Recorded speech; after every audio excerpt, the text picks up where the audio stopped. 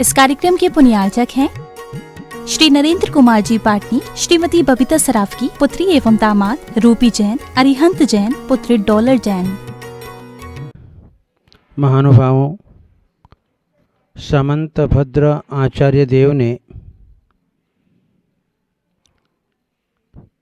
रत्नकर्ण श्रावकाचार ग्रंथ में कहा है, देश्यामि समीचीनम धर्मम कर्म निबर्हणम संसार दुःखतः यो सत्वान धरत्युत्तमे सुखे। जो संसार के प्राणियों को दुख से निकाल करके उत्तम सुख में पहुंचाता है, वह धर्म है। धर्म आज के युग में सबसे बड़ा धर्म है मानव धर्म।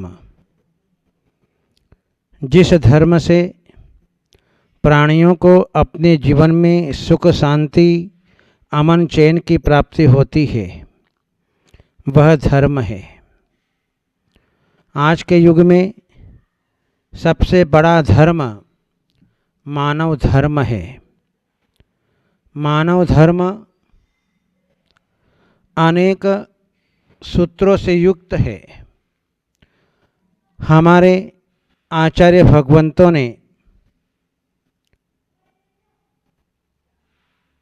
अनेक सूत्रों में उसे नियुक्त किया है कि मानव धर्म क्या है। उमा स्वामी आचार्य देव ने तत्वार्थ सूत्र ग्रंथ में कहा, परस्परोपग्रहो जीवानाम। अमित गति आचार्य देव ने सामायिक पाठ में कहा, सत्वेषु मैत्रीम। प्राणियों के प्रति मित्रता का भाव। और अन्य ग्रंथों के अवलोकन करते हैं तो वसुधैव कुटुंबकम।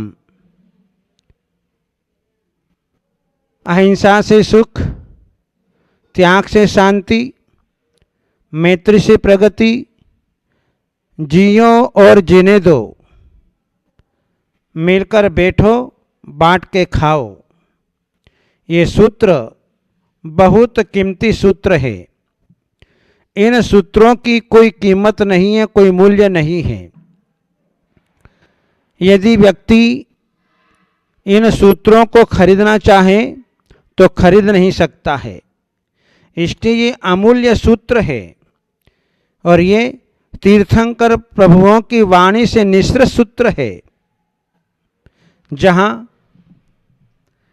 मिलकर बैठना कब होता है, जब एक दूसरे का परस्पर में उपकार किया जाता है। उपकार भी कहीं न कहीं किसी न किसी भाव में हमारा, तुम्हारा, आपका, सबका उपकार हुआ है, जिसके कारण इस वर्तमान पर्याय में आकर के हम सब एक जगह एकत्रित हो जाते हैं, हमारा मिलन हो जाता है। उपकार करना बहुत बड़ा धर्म है। उपकार किसी भी रूप में हुआ हो, चाहे व्यापार के रूप में हुआ हो, दुकान के रूप में हुआ हो, मकान के रूप में हुआ हो, चाहे भोजन से हमारा उपकार हुआ हो, धन दौलत से हमारा उपकार हुआ हो, गुरु शिष्य के निमित्त से उपकार हुआ हो, पिता पुत्र में, भाई भाई में, बहन बहन में, बहन भाई में, ऐसे जो है अनेक प्रकार के उपकार हमारे जीवन में हुए हैं। माँ पुत्र के रूप में उपकार हुआ है, माँ और पत्नी के बीच में उपकार हुआ है। नाना प्रकार के उपकार के साधन हमें अपने जीवन में देखने को मिलते हैं और उसी के कारण जो है आज जो है हम एक जगह मिल जाया करते हैं, जहाँ एक प्राणी जो अपने जीवन में एक जाल लेकर के जा रहा था, रास्ते में दिगंबर संत के दर्शन हो गए, और दिगंबर संत के दर्शन हो गए तो भाग्य समझना। साधु संतों के दर्शन बड़े महान पुण्य कर्म के उदय से हुआ करते हैं। वह व्यक्ति जहां रहा था, रास्ते में मुनिराज मिल गए। मुनिराज ने पूछा, क्या करते हो? बोले, मैं तो मछली पकड़ने वाला हूं, मैं जात का धीवर हूं। अच्छा, तुम जो है कोई ना कोई छोटा सा नियम ले लो। बोले, मैं कैसे ले सकता? मेरा काम तो यही है, मछलियों को पकड़ना, यही मेरा काम है, मैं नियम नहीं ले सकता। अच्छा, कोई बात नहीं, तुम एक काम करो, तुम अपने जीवन में आज के दिन ये संकल्प करना कि मेरी जाल के अंदर जो सबसे पहली मछली आ जाएगी उसको मैं छोड़ दूंगा। उस व्यक्ति ने, उस धीवर ने सहर से इस बात को स्वीकार कर लिया। ठीक है, पहली मछली आएगी छोड़ देंगे। ऐसा नियम लेकर के वह अपने गंतव्य स्थान की ओर चल दिया, और जो है जैसे ही जाल फैलाया, पानी के अंदर एक बहुत बड़ी मछली उस जाल के अंदर आ गई। जाल के अंदर बड़ी मछली आई। उसने देखा, आज तो मेरा भाग्य है कि आज मुझे अपने जीवन में पहली बार ऐसी मछली मिली है। जैसे ही बाहर निकालने गया, उसे अपनी प्रतिज्ञा याद आ गई कि मैंने संत महात्मा के पास में, मुनिराज के पास में मैंने संकल्प किया है कि मेरी जाल के अंदर जो पहली मछली आ जाएगी उसको मैं छोड़ दूंगा।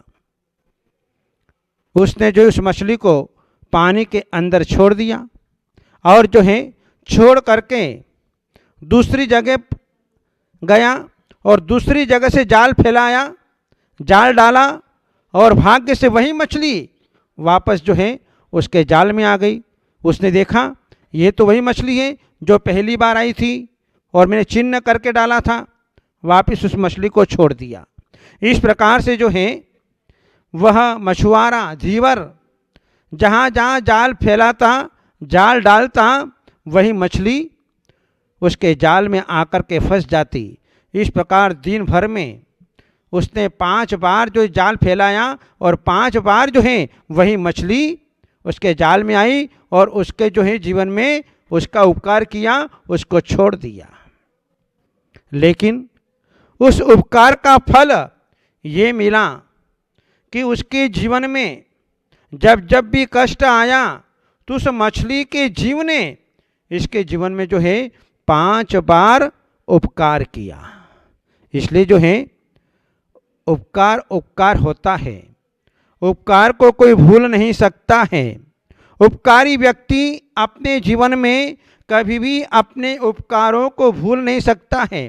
उपकार करने वाला तो भूल जाएगा, लेकिन जिसके ऊपर उपकार किया जा रहा है वह उपकारी व्यक्ति कभी जिंदगी में भी नहीं भूलेगा। जहाँ उपकार होता है तो वहाँ पर जो है प्राणियों में परस्पर में मिलनसारिता होती है, मिलना होता है। प्रेम, स्नेह, ममत्व, वात्सल्य भाव जहाँ पर होता है वहाँ मिलकर बढ़ना होता है, बैठना होता है। हम देखते हैं जब साधु संत एक मंच पर बैठते हैं और उस एक मंच पर बैठते हैं तो कितना आनंद आता है ये तो साधु ही जानते हैं। सबके चित्त प्रसन्न चित्त हो जाया करते हैं, सबका मन गदगद हो जाया करता है, अत्यंत आनंदित हो जाया करता है। और जब साधु संत एक मंच पर बैठ जाते हैं तो वहीं पर समाज जो है साधु संत को देख करके उनका भी मन प्रसन्न हो जाया करता है। इसलिए जहाँ प्रेम भाव होता है, स्नेह भाव होता है, वात्सल्य भाव होता है, वहाँ पर मिलना होता है। आज समाज मिलती है, आज परिवार मिलता है, भाई मिलता है। कितने आनंद की लहर उसके भीतर दिखाई देती है। जब किसी प्रकार का कोई संकट आता है, उस संकट की घड़ी में जब आपका संरक्षण करने वाला आ जाता है तो कितना आनंद आता है। अपने जीवन में ऐसा पुण्य कमाओ कि सारी सृष्टि के जीव एक साथ एक स्थान पर मिल करके बैठ जाए। जैसे कि भगवान महावीर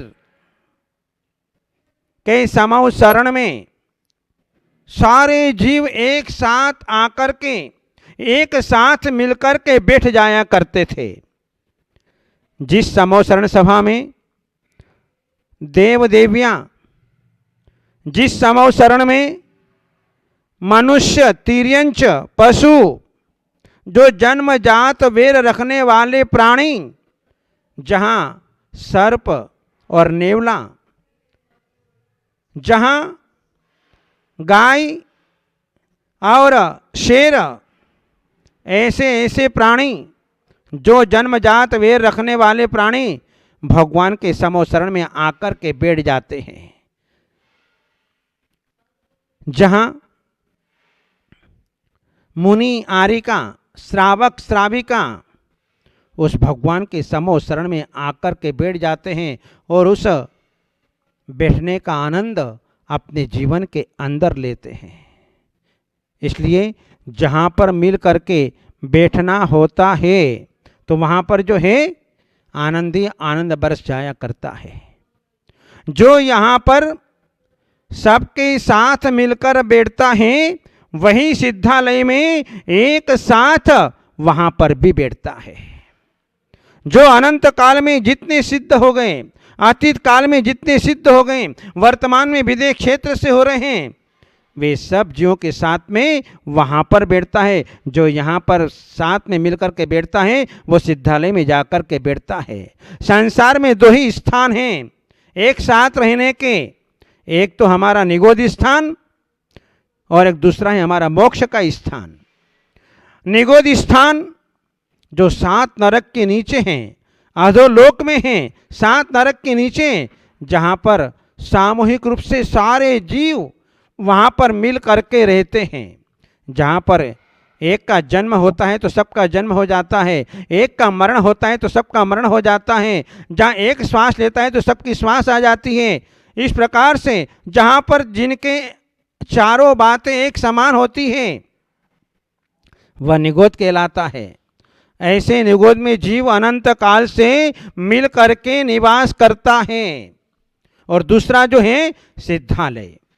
बाकी तो संसार जो है, इसके बीच में जो संसार हमें दिखाई देता है वह तो मात्र कितना समय है, थोड़ा अल्प समय है। उस थोड़े से अल्प समय में भी जहां हमें ये त्रस पर्याय केवल मात्र 2000 सागर काल के लिए मिली है, जिसमें 1000 सागर काल तो एक केंद्र में चली जाती हैं और 1000 मात्र जो हैं वह हमारी त्रस पर्याय का काल होता है। और उस 1000 त्रस पर्याय के काल में यदि हम एक साथ बैठ कर के यहाँ पर मिलते हैं तो आज जो हैं हम एक न एक दिन सिद्धालय में भी जा कर के एक साथ अपने जीवन के अंदर बैठेंगे। एक शोर एक घर के अंदर चोरी करने गया और जैसे ही मालिक की नींद खुल गई तो चोर भागने लगा। लेकिन चोर जो है वह पूर्व दिशा की ओर भागता जा रहा है। इधर मालिक जो है उसका पीछा कर रहा है, लेकिन उसकी दिशा उल्टी थी। वह मालिक पश्चिम दिशा की ओर भाग रहा है। अब जो व्यक्ति पश्चिम दिशा की भाग रहा है तो वह चोर को कभी पकड़ सकता है? कभी नहीं पकड़ सकता है। भूल करके भी चोर पकड़ में नहीं आ सकता। लोगों ने उस व्यक्ति से कहा, अरे भाई तुम कहाँ भागे जा रहे हो? चोर तो पूर्व दिशा की ओर गया है और तुम जो है पश्चिम दिशा की ओर भाग रहे हो। दोनों अपोजिट दिशा है, तुम्हें चोर कैसे मिलेगा? तो उस व्यक्ति ने ये कहा, अरे भले ही आज मुझे चोर नहीं मिले, लेकिन एक न एक दिन उसे इसी पश्चिम दिशा में, इसी श्मशान घाट में उसको आना पड़ेगा और उसको मैं पकड़ लूंगा। इस प्रकार से जो है सभी जीवों को इन दोनों में से एक स्थान मिलता है, या तो निगोद मिलता है या सिद्धालय मिलता है। सिद्धालय कब मिलता है? जो प्राणी अपने जीवन में उपकार करता है, परोपकार करता है, मिल करके बैठता है, जहाँ परस्पर में वात्सल्य भाव को प्रकट करता है, जहाँ सम्यक दर्शन ज्ञान चरित्र को प्राप्त करता है, उस व्यक्ति को अपने जीवन में सिद्धालय मिलता है। और जो जीव अपने जीवन में मिथ्यात्व का पोषण करता है, वह मिथ्यात्व के कारण निगोद के अंदर चला जाता है। परस्परोपग्रहो जीवानाम बहुत बड़ा सूत्र है। जिस परस्परोपग्रहो जीवानाम सूत्र के अंदर इतना रहस्य भरा है, हमारे आचार्य भगवंतों ने, उमा स्वामी आचार्य देव ने सूत्र को लिपिबद्ध किया। उसके ऊपर जो है हमारे अनेक आचार्य भगवंतों ने इसके ऊपर टीकाएं भी लिखी हैं और उसके रहस्य को प्रकट किया है। श्रावक और साधु का परस्पर में उपकार होता है, क्योंकि साधु के बिना श्रावक का काम नहीं चल सकता है और श्रावक के बिना साधु का काम नहीं चल सकता है। दोनों ही एक गाड़ी के दो पहिए हैं। जब दोनों होंगे तभी हमारी गाड़ी धर्म की, मोक्ष मार्ग की आगे बढ़ती जाएगी, अन्यथा गाड़ी यहीं पर रुक जाएगी। श्रावक साधु का उपकार करता है।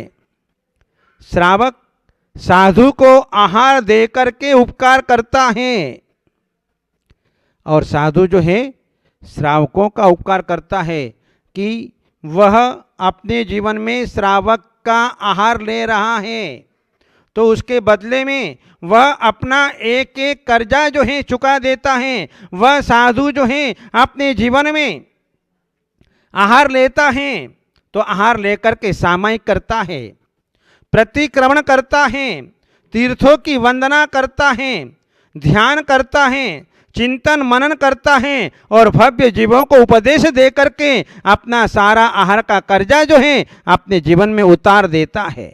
यद्यपि श्रावक भक्ति से आहार देता है और वह साधु भी जो है भक्ति पूर्वक लिया गया आहार का जो है अपने साधना के माध्यम से उसका जो है बहुत बड़ा उपकार करता है। यानी श्रावक को तो पुण्य मिल रहा है और जो है इधर साधु जो है उसको सन्मार्ग दे करके, उपदेश दे करके अपने जीवन में कल्याण कर देता है। इसलिए श्रावक और साधु इन दोनों का जो है परस्पर में वह उपकार होता है। श्रावक साधु का रोज आहार देखता है, कहीं कोई गलत तो नहीं हो रहा है, साधु कैसा खा रहा है, किस प्रकार खा रहा है, कितना खा रहा है, सब देखता है। ठीक है, श्रावक को साधु के ऊपर नज़र रखना चाहिए, क्योंकि यदि कहीं कोई साधु गलत कर रहा है तो श्रावक जो है एकांत में भक्ति विनय के साथ में उसे संबोधन दे करके उसको सही मार्ग पर लगा सकता है। ये श्रावक के द्वारा उपकार। यदि साधु आपके भोजन को देखें तो आप लोगों की हालत खस्ता हो जाएगी। आज आपके किचन में अनावश्यक रूप से कैसे कैसे बंद थैलियों में, चमकदार थैलियों में, इस विज्ञापन के युग में रंग बिरंगे कागज की थैलियों में जो माल बंद होकर के आ रहा है, इसलिए जो है साधु संतों को जो है श्रावक के ऊपर जो है छापा मारने वाले की तरह छापा मारना चाहिए। तो जो है एक दिन जो है वह आप सही मायने में श्रावक बन जाएंगे और आप अपने जीवन में मुक्ति से प्राप्त हो जाएंगे। इसलिए अपने जीवन में ये परस्पर उपग्रह जीवानाम सूत्र जो है हम लोगों के लिए बहुत बड़ा उपकारी सूत्र है। इसलिए जहाँ उपकार होता है परस्पर में, वहाँ पर एक दूसरे का जो है मिलन होता है और ये हमें अपने जीवन में बहुत बड़ी सुख शांति देता है। ये हमारा सबसे बड़ा मानव धर्म है। इन्हें मंगल भावनाओं के साथ बोले गुरुदेव आचार्य अजित सर महाराज की जय। महानुभाव,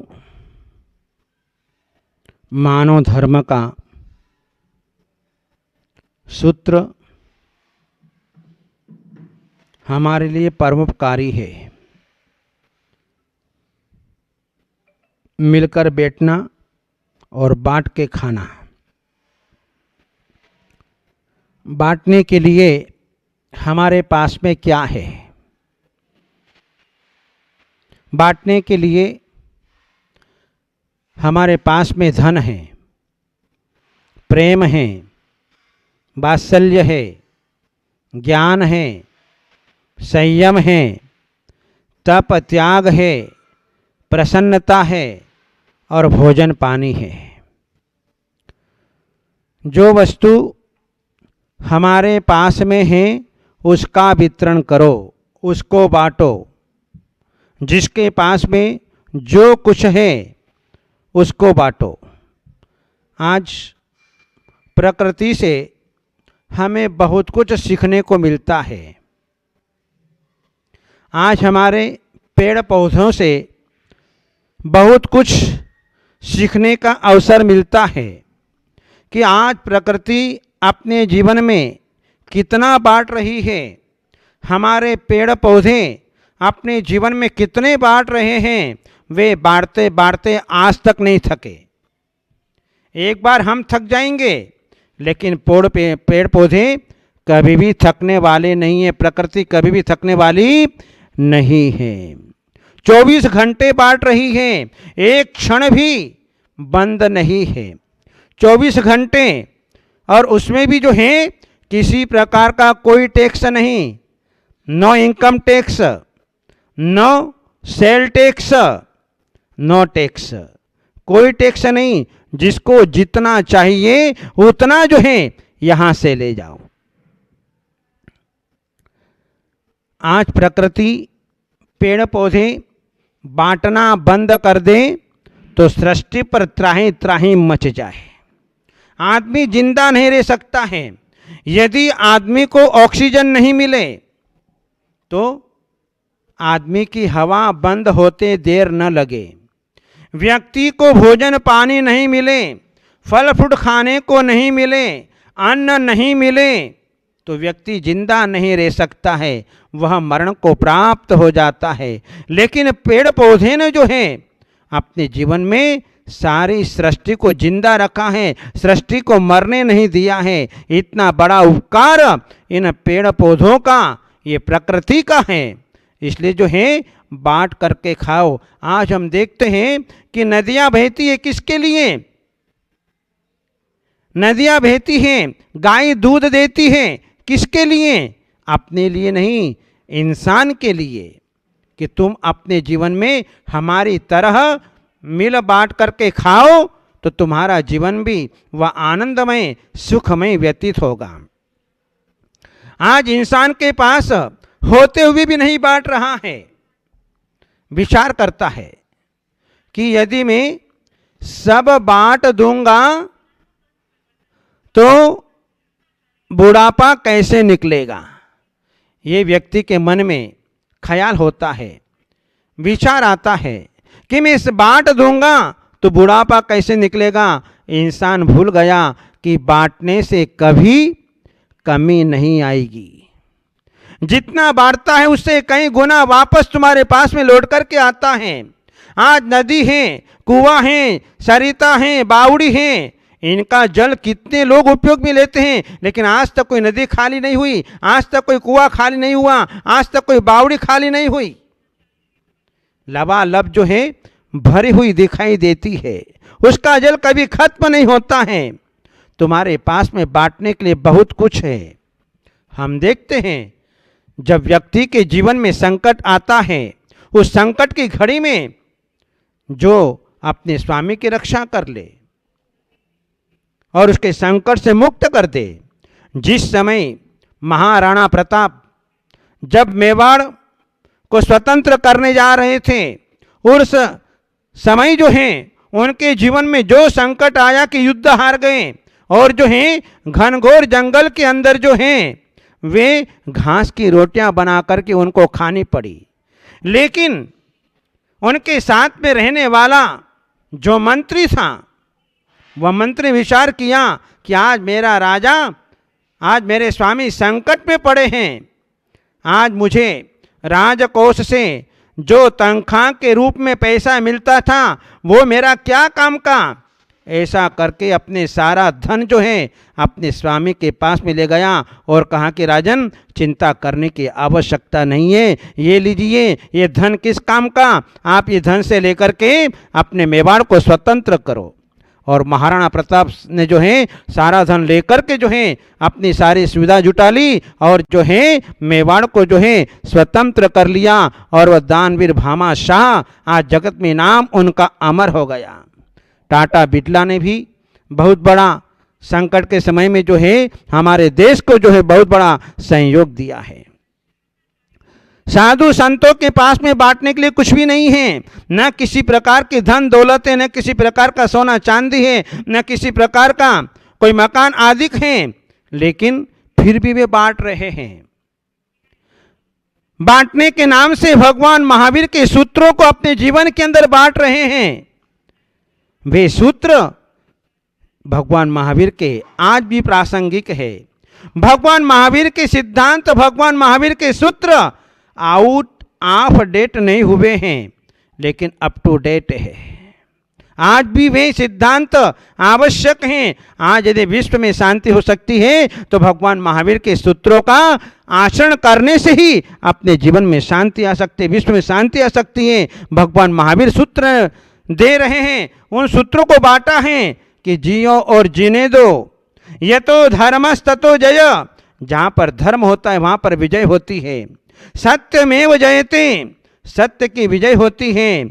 इस प्रकार से जो है साधु संत जो है भगवान महावीर स्वामी के द्वारा प्रतिपादित सूत्रों को अपने जीवन के अंदर बांट रहे हैं। और जो है आज उनके लघुनंदन दिगंबर साधु संत अपने जीवन में प्रसन्न मुद्रा से सारे भक्तों को आशीर्वाद बांट रहे हैं कि आप अपने जीवन में इस गुरु के आशीर्वाद को लेकर के अपने जीवन में जो है खुश रहो। बादल की धन्यता बरसने में है, सूर्य की धन्यता प्रकाश फैलाने में है, और पुष्प की धन्यता सुगंध बिखेरने में है। उसी प्रकार मनुष्य की धन्यता जो उसके पास है उसे बांट देने में है। जो भाग्यवान है वह बांटता है, और बांटने से ही मनुष्य भाग्यवान बनता है, क्योंकि जो देता है वही उसके पास में लौट करके आता है। ये जीवन का अवसर जो तुम्हारे पास में है उसे बांटने में लगा दो, चाहे वह धन हो, चाहे प्रेम हो, चाहे भोजन पानी हो, चाहे कपड़ा हो या मकान, चाहे औषधि हो या मिठाई, जो पास में है वो उसे बांट दो। बांटने में कंजूसी मत करो, उसे अपने हाथों से बांटो, ताकि दान का श्रेय आपके उत्तराधिकारी को नहीं स्वयं को मिले। पुण्य के उदय से प्राप्त शक्तियों को जो बांटता है वह सदा मधुर बना रहता है, और संग्रह करने वाला बहुत कटुता का पात्र होता है। जीवन में कभी अकेले नहीं खाना, मिलकर रहो, बांटकर खाओ। जो अकेला खाता है वह पापी है, और जो बांटकर खाता है वह धर्मात्मा है। जीवन में अकेला कभी नहीं खाना, चाहे अमृत भी क्यों न हो। किसान कभी अकेला नहीं खाता। किसान सबसे पहले सबको बांटता है, सबसे पहले अपने इष्ट आराध्य देव परमात्मा के चरणों में प्रथम फसल को जो है समर्पित करता है, इसके बाद में अपने मालिक को देता है, इसके बाद में जो है देश की जनता के लिए देता है और उसके बाद में अपने लिए उपयोग करता है। इसलिए प्रतिदिन परिवार के साथ में बैठकर भोजन करो। यदि प्रतिदिन हम भोजन नहीं कर सकते हैं तो सप्ताह में एक दिन भोजन करो। यदि ये भी संभव नहीं है तो महीने में एक बार बैठ कर के भोजन करो। ये भी संभव नहीं है तो 2 महीने से, 3 महीने से, 4 महीने से अपने जीवन में अपने परिवार के साथ में बैठकर भोजन करो। और ये भी संभव नहीं है तो 6 महीने में बैठ कर के अपने परिवार के साथ में भोजन करो। और यदि ये भी संभव नहीं है तो साल में एक बार जरूर बैठ कर के अपने परिवार के साथ में भोजन करो, क्योंकि परिवार के साथ में भोजन करने का जो आनंद आता है वो आनंद अन्य कहीं नहीं हो सकता है। जहाँ परिवार के साथ में मिलकर बैठा जाता है, भोजन किया जाता है, उसके आनंद का पारावार नहीं होता है, उसकी जो है सारी दूरियां समाप्त हो जाती है। भोजन में ऐसी शक्ति है, भोजन से हमारा वैर भाव नष्ट हो जाता है। इसलिए मिल करके अपने जीवन के अंदर भोजन करना चाहिए। एक बार ब्रह्मा जी ने असुर और देवताओं को भोजन के लिए आमंत्रण दिया। भोजन के लिए जैसे आमंत्रण दिया, असुर जो हैं सबसे पहले पहुंच गए और ब्रह्मा जी से कहने लगे कि ब्रह्मा जी, आप जो है हमेशा हमारे साथ में अन्याय करते हो। ब्रह्मा जी ने कहा, अन्याय कैसे? बोले कि जो है हम असुर लोग जो हैं अत्यंत बुद्धिमान हैं, हमारे पास में ज्ञान है, हमारे पास में सब कुछ है।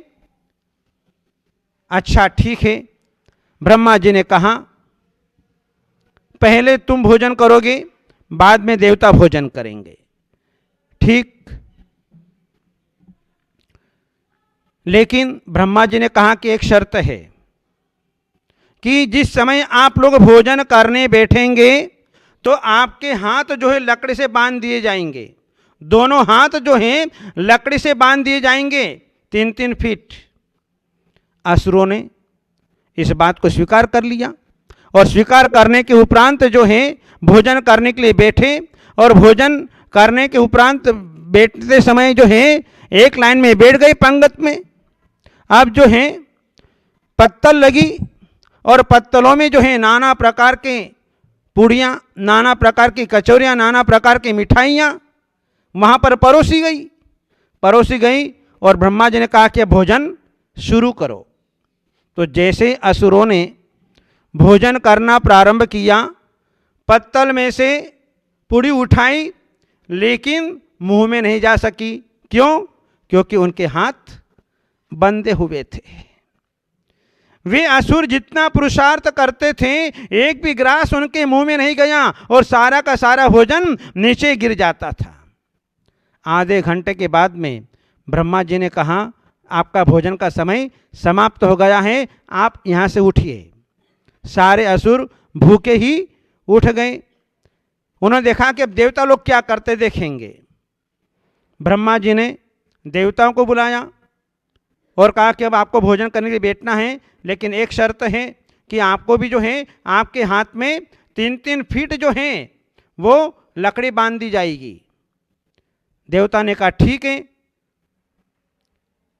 देवता ने ब्रह्मा जी से कहा कि हमारी ये भी एक शर्त है कि हम जो है एक लाइन में बैठ करके भोजन नहीं करेंगे, हम आमने सामने मिल करके भोजन करेंगे। ब्रह्मा जी ने कहा ठीक है, कोई बात नहीं। इधर जो है जब भोजन प्रारंभ हुआ तो जो है उन देवताओं ने युक्ति लगाई। क्या किया कि देवता लोग परस्पर में एक दूसरे को जो है भोजन कराते रहे और उनका पेट भर गया। इस दृश्य को देख करके असुर लोग जो हैं विचार करने लगे कि अच्छा होता कि पहले देवता भोजन कर लेते, बाद में हम भोजन करते। तब ब्रह्मा जी के मुख से जो है वाक्य निकला कि देखो, तुम अपने जीवन में हमेशा मिल करके बैठो और बांट करके खाओ, इसमें जो है तुम्हारी महानता है। यदि तुम अपने जीवन के अंदर मिल करके नहीं बैठते हो और बांट करके नहीं खाते हो तो तुम्हारे समान कोई अधम पुरुष इस संसार के अंदर नहीं देखने को मिलता है। इसलिए जब जब भी अपने जीवन में ऐसे प्रसंग आए तो हम अपने जीवन में जो है मिल करके बैठना, क्योंकि मिल करके बैठने में जो हमें संतुष्टि आती है, जो हमें संतोष होता है और जो हमारा संगठन दिखाई देता है, ऐसे जो है मिल करके बैठने में और जो है बांट करके खाने में जो प्रेम आता है, जो स्वाद आता है, वो स्वाद अच्छे अच्छे पकवानों में भी नहीं मिलता है। इसलिए अपने जीवन में जो है वह हमें मिल करके बैठना और जो है बांट करके खाना, ये हमारा मानव धर्म है। और ये मानव धर्म जो है हमें अपने जीवन में जो है ऊंचाइयों की ओर ले जाता है। इसलिए अपने जीवन में जो है, जीवन में कभी भी ऐसी भूल मत करना कि हम इनके साथ में नहीं खाएंगे, हम उनके साथ में नहीं खाएंगे, हम इनके साथ में नहीं खाएंगे। नहीं, सबके साथ में। पहले हम देखते थे कि 40 साल पहले, 30 साल पहले हमारे समाज के अंदर जो है कैसे भोजन की व्यवस्था बनती थी, पंगत लगती थी। जब समाज सामने आती थी, बड़े लोग सामने आते थे, वे अनुनय विनय करते थे, सारे छोटे बड़े लोग जो हैं साथ में बैठ करके भोजन करते थे। भोजन कराने वाले को भी आनंद आता और भोजन करने वालों को भी आनंद आता था। और जो है उस समय जो एक प्रसन्नता का वातावरण बनता था वो देखने लायक होता था। इसलिए अपने जीवन में जो है हम बांट करके खाएं, हम कभी अकेले नहीं खाएं। हम अपने घरों के अंदर देखते हैं कि सबसे पहले घर के छोटे बच्चों को खिलाया जाता है, इसके बाद में बड़े बुजुर्ग लोगों को खिलाया जाता है, इसके बाद में जो है अपने गृह स्वामियों को खिलाया जाता है और उसके बाद में जो है महिलाएं भोजन करती है। तो जहाँ ये हमारी प्राचीन परंपरा है, लेकिन आज जो है वर्तमान की परंपरा एक अलग प्रकार की परंपरा हो गई है। लेकिन हमें जो है अपने प्राचीन परंपरा को ध्यान में रखते हुए सब मिल कर के जो है अपने जीवन में जो है भोजन करें। और एक बात ध्यान रखना कि जो है कभी भी एक थाली में भोजन मत करना, एक पत्तल में भोजन मत करना, क्योंकि एक पत्तल में, एक थाली में भोजन करने पर व्यक्ति की आयु कम होती है, व्यक्ति रोगी होता है, व्यक्ति का बल घटता है। इसलिए जो है अपने जीवन में ऐसा गलत काम कभी मत कर लेना कि अपने जीवन में रोग आ जाए, क्योंकि कौन व्यक्ति कैसा रोग वाला है, किसको क्या बीमारी है, यदि वो आपके साथ में बैठा हुआ है और आप जो है उसके साथ में भोजन कर रहे हैं तो ये सारे परमाणु आपके शरीर में प्रवेश कर जाएंगे। इसलिए हमारी प्राचीन परंपरा थी कि अलग अलग पत्तल में, अलग अलग थाली में जो है भोजन परोसा जाता था। ये जो है पाश्चात्य संस्कृति आज हमारे जीवन के अंदर घर कर गई, ये हमारे ऊपर हावी हो रही है और जो है हमारे स्वास्थ्य को चौपट करने में लगी हुई है। हम विवेकवान हैं, हमारे पास में ज्ञान है, हमारे पास में बुद्धि है, इसलिए भूल करके भी अपने जीवन के अंदर कभी ऐसा गलत काम मत करना कि जो है तुम्हें अपने जीवन में हानि ही हानि उठाना पड़े और अपने जीवन में जो है वे सुखपूर्वक, शांतिपूर्वक, आनंदपूर्वक अपने धर्म का निर्वाह कर सकें। इसलिए जो है मिलकर बैठो और बांट करके खाओ। इस प्रकार से जो है ये हमारा मानव धर्म है और ये हमारे जीवन में सुख, शांति, अमन, चैन को देने वाला होता है। इसलिए मानव धर्म अपने भीतर जागृत करें। ये मानव धर्म आज हमारा मरता चला जा रहा है और जिसके कारण हमारा जीवन दुखी हो गया है, हमारा परिवार दुखी हो गया है और जो है नाना प्रकार के कष्टों का सामना आज हमें अपने जीवन के अंदर करना पड़ रहा है। इसलिए अपने जीवन में जो है वह बांट करके खाओ, यही हमारा मानव धर्म है। इन्हीं मंगलमय भावनाओं के साथ बोलिए गुरुदेव आचार्य अजीत सागर जी महाराज की जय। पट्ट परंपरा के चतुर्थ पट्टाधीश गुरुदेव आचार्य श्री अजीत सागर जी महाराज ने सर्वोपयोगी श्लोक संग्रह में एक श्लोक संकलित किया है। इस श्लोक में संसार को नाट्यशाला की उपाधि प्रदान की गई है। श्लोक बतलाते हुए कहा, लोकोऽयं नाट्यशाला रचित सुरचना प्रेक्षको विश्वनाथो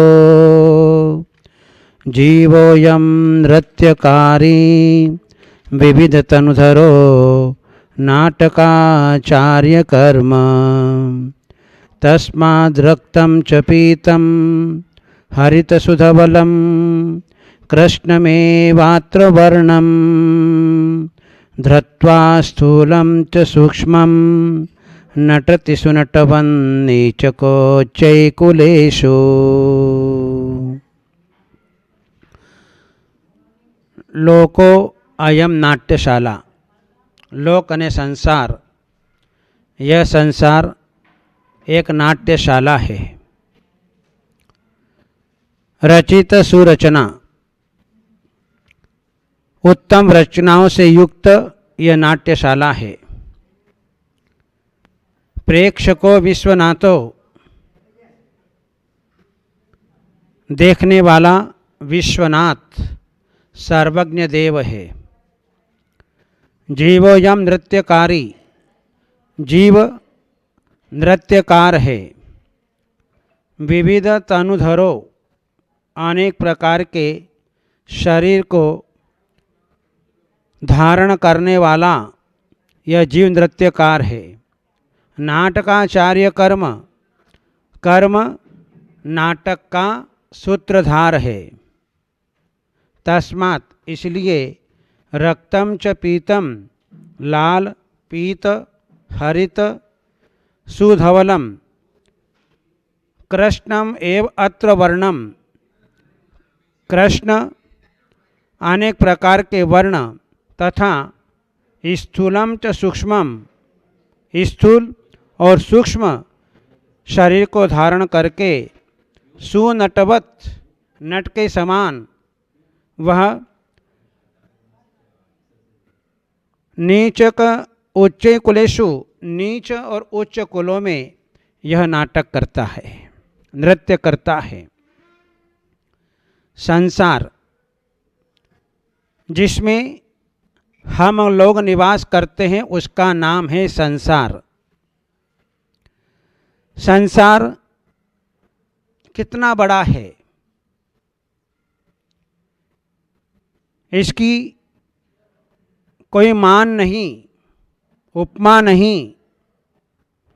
संसार अत्यंत दीर्घ है, विशाल है। इसको हम ऐसे समझें कि एक कुएं के अंदर मेंढक गिर गया, मेंढक गिर गया और उस मेंढक को निकाले कौन? मेंढक कई दिनों तक उस कुएं के अंदर पड़ा रहा। एक दिन जो है एक हंस पक्षी उस कुएं के ऊपर आकर के बैठ गया और कुएं के ऊपर आकर बैठ कर के जब उसकी दृष्टि मेंढक पर पड़ी और मेंढक की दृष्टि से जो है उस हंस पक्षी के ऊपर पड़ी, पक्षी ने कहा चलो हम तुमको जो है इस कुएं से निकाल करके एक नया विशाल संसार के दर्शन तुमको कराएं। तो मेंढक ने पूछा कि संसार कितना बड़ा है? तो उस मेंढक ने जो है अपने दोनों हाथ फैलाए, संसार इतना बड़ा है? बोले नहीं। फिर उसने अपने पैर फैलाए, बोले संसार इतना बड़ा है? बोले नहीं। फिर उसने छलांग मारी, बोले संसार इतना बड़ा है? नहीं। इस प्रकार से जो है नाना प्रकार के जो है वह विचार करता रहा, तर्क वितर्क करता रहा और जो है उस कुएं ने मेंढक ने जो है कहा कि इससे बड़ा जो है और कोई संसार नहीं हो सकता है। जब उस पक्षी ने देखा कि ये जो कूपमंडूक मेंढक जो है ये यहाँ से इसको छोड़ना नहीं चाहता, ऐसा करके वहाँ से वह उड़ चला। तो संसार जो है बहुत लंबा है, बहुत दीर्घ है, जिसका कोई माप नहीं है। जिस प्रकार से समुद्र का कोई माप नहीं होता है, समुद्र का कोई और छोर नहीं होता है, इसी प्रकार से जो है संसार का कोई और छोर नहीं है। हर व्यक्ति का संसार है, चाहे वह बालक हो, चाहे युवा हो, चाहे प्रौढ़ हो, चाहे वृद्ध हो, चाहे कोई भी हो, हर व्यक्ति का अपना अपना संसार है। हमारा संसार कितना बड़ा है, जहाँ तक हमारा परिवार है, जहाँ तक हमारे रिश्तेदार हैं, जहाँ तक हमारे सगे संबंधी हैं, वहाँ तक जो है हमारा संसार है। जहाँ तक हमारा मन का फैलाव है, वहाँ तक हमारा संसार है। संसार हमें दिखाई नहीं देता है कि संसार कहाँ पर है। पूर्व दिशा में है, दक्षिण दिशा में है, पश्चिम दिशा में है, उत्तर दिशा में है, ऊपर है, नीचे है, आजू में है, बाजू में है, कहाँ है? संसार हमें दिखाई नहीं देता है कि संसार कहाँ है। आज तक जीव ने अपने जीवन में संसार का पता ही नहीं लगाया कि संसार कहाँ है। पत्नी में संसार है, पति में संसार है, बेटे बेटी में संसार है, माँ बाप में संसार है, भाई में संसार है, भौजाई में संसार है। कहाँ है संसार? तो हमारे आचार्यों ने कहा कि भैया संसार कहीं नहीं है। जहाँ आपका राग भाव है, जहाँ पर द्वेष भाव है, जहाँ पर ममत्व भाव है, जहाँ पर ममत्व भाव है, बस उसी का नाम संसार है। जहाँ पति पत्नी में, परिवार में जहाँ पर आसक्ति का भाव है, वहीं पर संसार है। इसके अलावा संसार कहीं पर भी नहीं है। संसार में जो है नाना प्रकार का संसार है, नाना प्रकार का। और ये संसार जो है द्रव्य, क्षेत्र, काल, भाव और भाव, ये 5 प्रकार का संसार है। द्रव्य संसार, संसार में ऐसी कोई भी वस्तु अवशेष नहीं है कि जिस द्रव्य का उपभोग न किया हो। मैंने जो है इस संसार में कोई द्रव्य बाकी रखा नहीं जिसका सेवन न किया हो, जिसको शरीर के ऊपर उपयोग नहीं किया हो। ऐसा कोई द्रव्य बाकी नहीं है, ऐसा कोई क्षेत्र बाकी नहीं है जहाँ पर मैंने जन्म और मरण न किया हो। इस 14 राजू लोक में 343 घन राजू प्रमाण क्षेत्र में कोई क्षेत्र बाकी नहीं है जहाँ पर मैंने जन्म और मरण न किया हो। केवल मात्र 5-7 पर्यायों को छोड़ करके, एक तो मैंने अभी तक तीर्थंकर पद को प्राप्त नहीं किया, तीर्थंकर के माता पिता नहीं बना, सर्वार्थ सिद्धि का इंद्र नहीं बना, सावधर्म इंद्र नहीं बना, सची इंद्राणी नहीं बना, मैं जो है दक्षिणेंद्र लोकपाल नहीं बना, लोकांतिक देव नहीं बना, और जो है महापुरुषों की पर्याय में जन्म नहीं लिया। इस प्रकार जो 5-7 पर्याय को छोड़ करके ऐसा कोई क्षेत्र बाकी नहीं बचा जहाँ पर मैंने जन्म और मरण के द्वारा इस संसार को न बढ़ाया हो। प्रत्येक क्षेत्र में मैंने जन्म ले लिया। कितनी बार भारत में जन्म ले लिया, कितनी बार अयोध्या में जन्म ले लिया, कितनी बार विदेशों में जन्म ले लिया, कोई क्षेत्र बाकी नहीं रखा। काल, ऐसा कोई काल बाकी नहीं कि जिसमें मैंने जन्म और मरण न किया हो। उस सर्पिणी और अवसर्पिणी के प्रत्येक काल में 20 कोड़ा कोड़ी सागर काल में जितने समय होते हैं उनके प्रत्येक समयों में मैंने जन्म और मरण कर लिया। इस प्रकार काल संसार काल परावर्तन मैंने अपने जीवन के अंदर कर लिया। ऐसा कोई भव बाकी नहीं बचा कि जहाँ पर मैंने जन्म और मरण न किया हो। 84 लाख योनियाँ मैंने अपने जीवन के अंदर प्राप्त कर ली और ऐसी कोई भाव बाकी नहीं बचे कि जिसको मैंने न किया हो। सारे भाव, स्त्री के परिणाम, पुरुष के परिणाम, नपुंसक के परिणाम, वृक्ष के परिणाम, जल के परिणाम, अग्नि के परिणाम, ईर्ष्या के परिणाम, क्रोध मान माया लोभ के परिणाम मैंने अपने जीवन के अंदर कर लिए, कोई चीज बाकी नहीं रखी। इस प्रकार से ये पंच परावर्तन करते करते मुझे अनादि काल हो गया और ये जो है पंच परावर्तन, ये संसार परिभ्रमण जो है मिथ्या दृष्टि जीव अपने जीवन में निरंतर करता चला जाता है। संसार में जो है मेरे द्वारा कुछ भी बाकी नहीं है। इसलिए जो है यह संसार कैसा है, उत्तम रचनाओं से युक्त है। संसार में बहुत सारी रचनाएं हैं। ये संसार क्या है, ऊर्ध्वलोक, मध्यलोक और अधोलोकमय यह संसार है। इन 3 लोक के अंदर सारा संसार आ गया और सारा संसार जो है वह इसमें निवास कर रहा है। कितनी बार मैं ऊर्ध्वलोक में चला गया जो देवताओं का स्थान है, कितनी बार मैं मध्यलोक में आ गया जहाँ मनुष्य और तिर्यंचों का निवास है, पशुओं का निवास है, और अधोलोक में कितनी बार गया जहाँ नारकियों का निवास है। ऐसे ऊर्ध्व मध्य अधोलोक में, इस 14 राजू प्रमाण लोक में मैं जो है यहाँ पर नाटक करता रहा।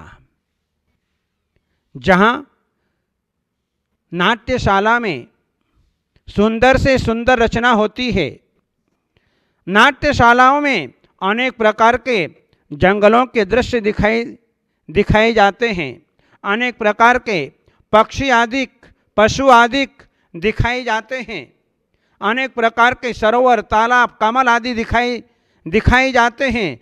एक से एक सुंदर रचना जो है वहाँ पर उस नाट्यशाला के अंदर होती है। उस नाट्यशाला में यह जीव जो है नाना प्रकार के नृत्य कर रहा है। ये जो है नृत्य भी नाटक भी कितने समय तक करता है, जब तक उसकी आयु रहती है तब तक नाटक करता है। जब नाटक में व्यक्ति प्रसिद्धि को प्राप्त हो जाता है, नाटक अच्छा होता है, तो वहां पर व्यक्ति को गिफ्ट मिला करती है, पुरस्कार मिला करता है और वह नाटक जो है हिट हो जाता है, सर्वत्र प्रसिद्धि को प्राप्त हो जाता है। संसारी प्राणी को जब इस प्रकार के नृत्य करने पर जब उसे गिफ्ट मिलती है, पुरस्कार होता है, सम्मान होता है, तो वह बहुत खुश हो जाता है और जो है उसी खुशी में जो है वह अपने संसार को बढ़ाता रहता है। इसलिए हमारे आचार्य भगवंतों ने कहा नाटक, ये संसार नाट्यशाला है, नाटक है। यहाँ पर अनेकों पात्र यहाँ पर जो है नाटक करने के लिए आते हैं, लेकिन तू नाटक में मत अटक, न अटक नाटक। तू जो है अपने संसार के नाटक में अटको मत, अपने संसार के नाटक को बंद करो। कब तक जो है तुम अपने जीवन में इस संसार में नाटक करते रहोगे और संसार में सुख दुख के पात्र बनते रहोगे। इसलिए जो है अपने जीवन में जो है यह जीव आयु पर्यंत नाटक करता है, लेकिन उसको देखने वाला कौन है? जहाँ नाटक किया जाता है जिस मंच से, उसको देखने के लिए सारी जनता होती है, लेकिन नाटक के पात्र तो 2, 4, 8, 10, 12, 15 होते हैं। लेकिन यहाँ पर जो है उल्टा है, कि संसार के अंदर सारे जीव नाटक कर रहे हैं और उनको देखने वाला कौन है? मात्र सर्वज्ञ देव, अरहंत भगवान और सिद्ध भगवान। ये दो प्राणी ऐसे हैं जो संसार के सारे प्राणियों का नाटक देख रहे हैं, लेकिन फिर भी उनके किसी प्रकार का कोई कर्म का बंध नहीं होता है। सर्वज्ञ भगवान देख रहे हैं, अज्ञानी प्राणियों की दशा को देख रहे हैं कि अज्ञानी प्राणी अपने जीवन में अज्ञानता के प्रभाव में आकर के कैसे कैसे मोह को उत्पन्न कर रहा है। कभी पिता को लेकर के, तो कभी माँ को लेकर के, तो कभी बेटे को लेकर के, तो कभी परिवार को लेकर के, न जाने कैसे कैसे निमित्तों को लेकर के अपने जीवन के अंदर वह निरंतर नाटक करता चला आ रहा है। अभी तक उसका नाटक बंद नहीं हुआ है। जिस व्यक्ति को अपने जीवन में वास्तविकता का परिचय प्राप्त हो जाता है तो फिर उसे अपने जीवन में किसी प्रकार की खुशी नहीं होती है। उसके मन में पश्चाताप होता है, खेद होता है, ओ मैंने इतना समय संसार में नाटक करते करते ऐसे ही निकाल दिया और मैं मात्र संसार में दुख का पात्र बनता रहा। मैंने जो है अनेकों प्रकार के शरीर को धारण करने वाला यह जीव जो है नृत्यकार है। मैं मनुष्य बना और मनुष्य पर्याय में भी कैसे कैसे नाटक किए। कभी स्त्री का रूप धारण कर लिया, कभी पुरुष का रूप धारण कर लिया, कभी नपुंसक का रूप धारण कर लिया। नाना प्रकार के वेश को मैं धारण करते हुए मैं जो है नाटक करता रहा, लेकिन उन वेशों को धारण करने से आज तक मुझे कुछ भी नहीं मिला। और जब मेरी आयु समाप्त हो गई और आयु समाप्त होते ही मैं नरक पर्याय में चला गया, क्योंकि मैंने जैसा कर्म किया वैसा जो है मुझे नरक के अंदर जो है नाना प्रकार के नाटक करना पड़ा। मैं नरक में जाकर के जो है कैसी कैसी व्यथा को भोगा, कैसे कैसे दुख को भोगा, कैसे कैसे काम मुझे करने पड़े जिसकी जो है कोई गिनती ही नहीं है। ऐसे जो है मैंने नरक में जाकर के ऐसे नाटक किए और वहाँ से निकला तो पुनश्च जो है तिर्यंच पर्याय में आ गया। और तिर्यंच पर्याय में आकर के मैंने वहाँ पर भी कैसे कैसे नाटक किए। वहाँ पर जो है कभी वृक्ष बन गया, कभी अग्नि बन गया, कभी जल बन गया, कभी वायु बन गया, तो कभी वनस्पति बन गया, कभी पेड़ पौधे बन गया, तो कभी हाथी का शरीर धारण कर लिया, तो कभी जो है शेर का पर्याय धारण कर लिया, कभी मैंने हिरण के पर्याय को प्राप्त कर लिया, कभी कुत्ता, चूहा, बिल्ली, नाना प्रकार के जो हैं इन वेशों को धारण करके, शरीर को धारण करके मैंने जो है नाना प्रकार के नाटक किए, लेकिन जीव को अभी तक होश नहीं आ रहा है। वो नाटक में इतना मस्त हो गया है, और जहाँ नाटक में जीव मस्त हो जाता है तो उसे आगे का कुछ भी भान नहीं हो पाता है।